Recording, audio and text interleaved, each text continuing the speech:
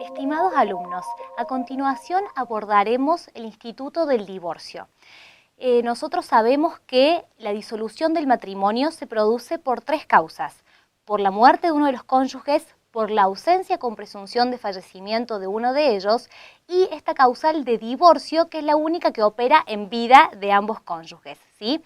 Bien, recordemos que el divorcio lo que hace justamente es disolver este vínculo matrimonial y ambos cónyuges tienen nuevamente la aptitud nupcial, es decir, una vez que ya está firme la sentencia de divorcio, pueden volver a contraer nuevas nupcias. ¿De qué se trata el divorcio en nuestro ordenamiento jurídico civil argentino? Bien, en primer lugar podemos decir que el divorcio puede ser a petición de uno o ambos cónyuges, ¿sí? Ambos cónyuges pueden ponerse de acuerdo, decir, bueno, vamos a solicitar el divorcio vincular y en una única demanda o en demandas distintas solicitan el divorcio al juez competente.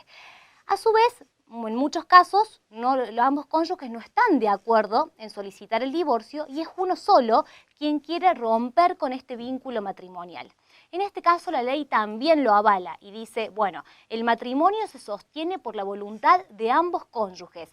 Basta que uno solo de ellos no quiera continuar con el matrimonio para que pueda solicitar frente al juez competente que se dicte sentencia de divorcio, ¿sí? Entonces decimos, en primer lugar, puede ser conjunto o unilateral y siempre teniendo en cuenta que el divorcio es judicial, ¿sí? Es decir, el único que está habilitado para dictar sentencia de divorcio es justamente un juez competente.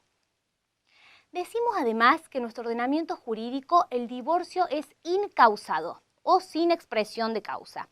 ¿Qué quiere decir esto? Que al juez no le va a interesar los motivos que hicieron que este matrimonio fracase. No importa si hubo infidelidad, si uno de los cónyuges se fue de casa o si simplemente no tiene voluntad de continuar en este matrimonio. En la demanda no se va a expresar ningún tipo de causal, ni el juez le va a interesar cuáles han sido los motivos que han llevado a esta pareja a querer culminar con el vínculo matrimonial, ya sea a petición de uno o ambos cónyuges. Es muy importante también tener presente que en el nuevo Código Civil y Comercial no hay plazo alguno para solicitar el divorcio vincular. ¿Qué implica esto en la práctica? Que puedo casarme hoy y solicitar el divorcio pasado mañana. ¿Se puede eso jurídicamente? Sí se puede.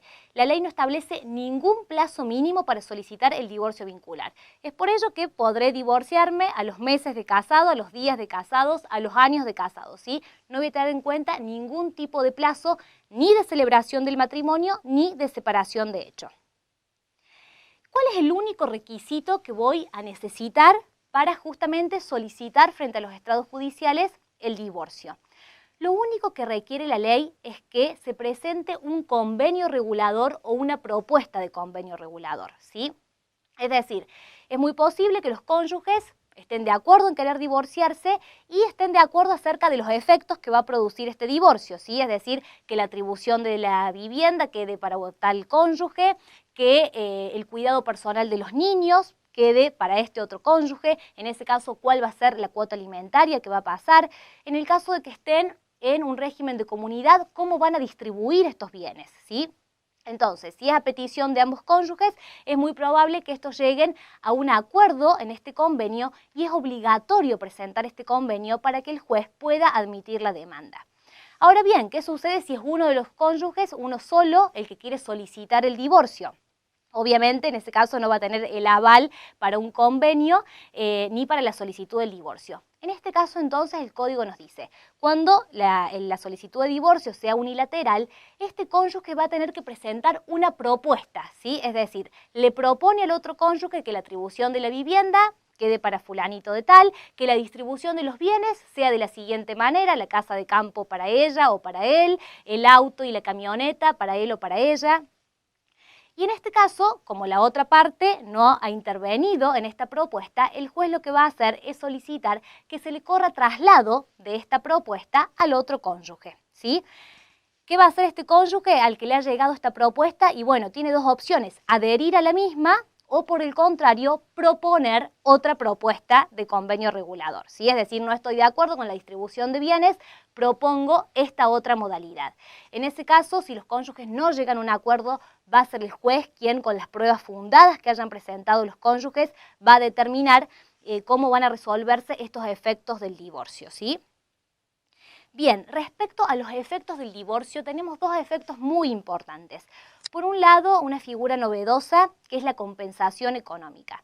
La compensación económica no se va a dar en todos los casos, ¿sí? Es decir, se tienen que cumplir ciertos requisitos para que proceda la figura de la compensación económica. ¿Y qué es esto de la compensación económica?